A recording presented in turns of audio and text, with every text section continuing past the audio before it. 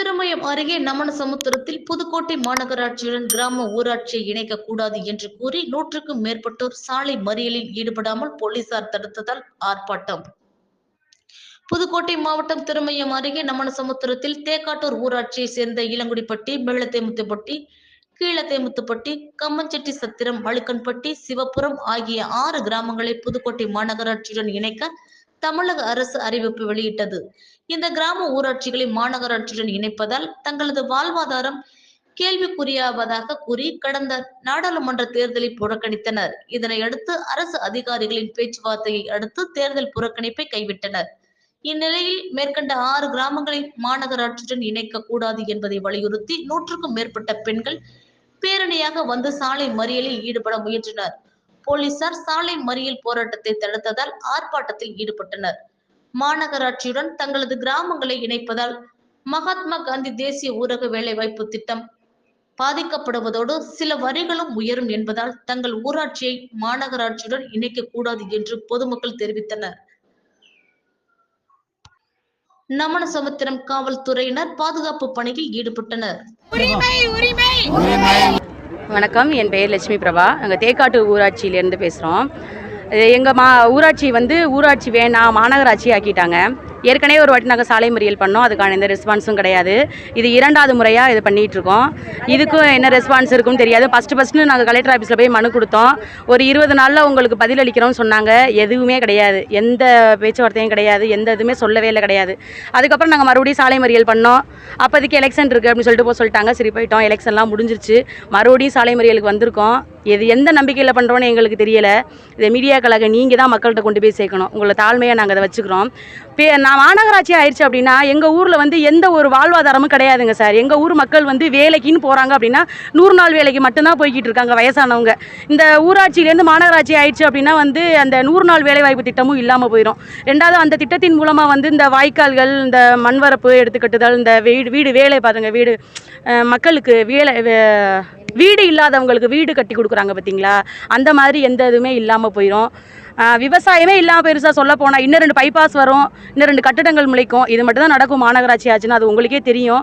எங்கள் ஊரில் எந்த தொழிற்பேட்டையுமே கிடையாதுங்க சார். ஒரே ஒரு பஞ்சு மில் இருந்துச்சு, அதுவும் இப்போ இல்லை. பிழைப்பதற்கான வழி எங்கள் மக்களுக்கு எதுவுமே கிடையாது. முக்கியமாக வயசானவங்களுக்கு, மற்றவங்களே விடுங்களே, வயசானவங்க ரொம்ப பாதிக்கப்படுவாங்க அந்த 100 நாள் வேலை வாய்ப்பு இல்லாமல் போயிடுச்சு அப்படின்னா. நாங்கள் கலெக்டர் ஆஃபீஸ் போயிருக்கோம் சார். கலெக்டர் ஆஃபீஸில் போயிட்டு ரொம்ப அமைதியான முறையில் மனு கொடுத்தோம். மனு கொடுத்துட்டு இந்த மாதிரி பேட்டியெல்லாம் கொடுத்தோம். இன்னும் நிறைய மக்கள் கூட வந்தாங்க. அவங்களுக்கு நம்பிக்கை இழந்து போச்சுன்னு நினைக்கிறேன் நான். அவங்க என்ன சொல்லியிருக்காங்கன்னா 15 நாளில் உங்களுக்கு நாங்கள் இதுக்கான மறுபரிசீலனை நாங்கள் அனுப்புகிறோம்னு சொல்லி சொன்னாங்க சார். ஆனால் எந்த ரெஸ்பான்ஸுமே கிடையாது. அதுக்கப்புறம் நாங்கள் 1 மாதம் வரைக்கும் வெயிட் பண்ணிட்டு மறுபடியும் சரி நம்ம கொஞ்சம் சாலை மறியல் மாதிரி பண்ணி பார்க்கலாம்னு சொல்லிட்டு வந்தோம். ஆனால் அதுக்கும் எந்த ரெஸ்பான்ஸும் கிடையாது. இது 3வது முறை இல்லை சார். எந்த அமைச்சரும் பார்க்கல, நாங்களும் போய் யார்ட்டையும் கொடுக்கல. நாங்கள் கலெக்டர் ஆஃபீஸில் மனு கொடுத்தோம், அவ்வளோதான். யாருமே கவனத்துக்கு எடுத்துக்கலன்னு தான் எங்களுடைய வருத்தம். என்னன்னு கண்டிப்பா பண்ணோம் சார். இல்ல அப்படி பண்ணுனானாவது யாரும் நாங்க எங்களுடைய கவனத்துக்கு இழுக்கிற மாதிரி நாங்க பண்ணோம். யாருமே ஸ்பாட்ல கேட்கவே கிடையாது. யாருமே வரலைங்க சார். எங்கள்கிட்ட பேசினாங்கன்னா கண்டிப்பா நாங்க ஓட்டு போட எல்லாருமே ரெடியா தான் இருந்தோம். எல்லாருமே கிளம்பி தான் இருந்தோம். ஆனா யாருமே வரல. எங்களை யாருமே கவனத்துல எடுத்துக்கவே கிடையாது. யாருமே கவனிக்கிறது கிடையாது எங்களை. இதுக்கு மேலே எங்களுக்கு என்ன வழி அப்படிங்கிறதும் தெரியாது. தமிழக அரசு தான் சொல்லணும். ஏன்னா கிட்டத்தட்ட 4 ஊர் சேர்ந்த ஊருங்க சார். 2500 ஓட்டுகள் மேலே இருக்குது. புறக்கணிச்சிருக்கோம். ஆனால் அது ஒரு எந்த கேள்வி கேட்பாடுமே கிடையாது. ஏன் ஓட்டு போடல, பண்ணல, செய்யலன்ட்டு ஒரு மீடியாக்கள் கூட வரல எங்கள் ஊரில். வந்தீங்க ஆனா இல்லைங்க சார். மக்கள் கவனத்துக்கு போகல. இல்லை பார்த்தீங்களா, அதை சொல்ல வரேன் நான். மக்கள் கவனத்துக்கு போகல.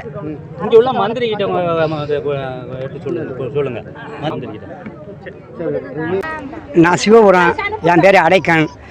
எங்களுக்கு இந்த பேப்பர் மூலியமாக தான் மாநகராட்சியாக வரப்போகுது அப்படின்னு சொன்னாங்க. சொன்ன உடனே ஒரு 1000 பேருக்கு மேலே கலெக்டருக்கு கொண்டு மனு கொடுத்தோம். மனு கொடுத்ததுக்கு நான் இப்போ 10 நாளைக்குலாம் உங்களை நாங்கள் அந்த இதில் சேர்க்கலை அப்படின்னு அவர் கலெக்டர் சொன்னார். சரின்ட்டு பேசாமல் இருந்தோம்.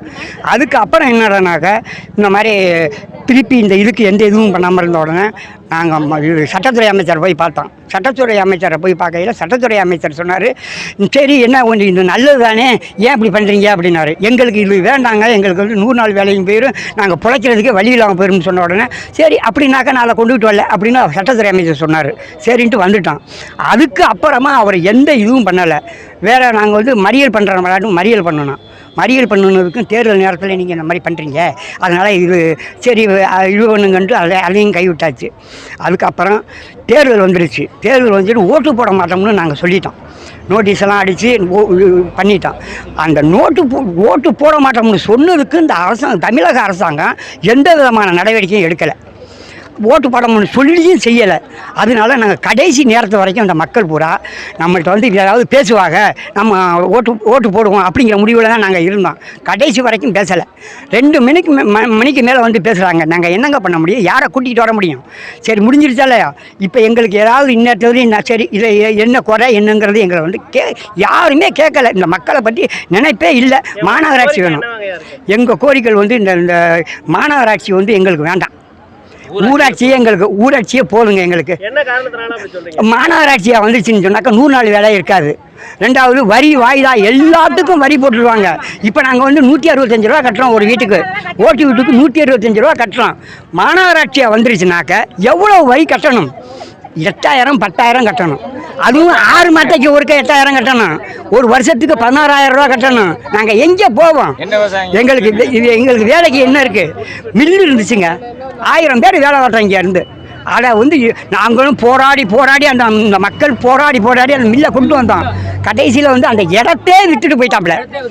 யாரும் எங்களுக்கு வந்து எந்த இதுவும் பயனில்லை. மாநகராட்சி வந்துச்சு அப்படின்னு சொன்னோம்னாக்க நாங்களாம் உயிர் வர்றதுக்கே தகுதி இல்லைங்க. என் பேர் அடைக்கன் சிவபுரம்.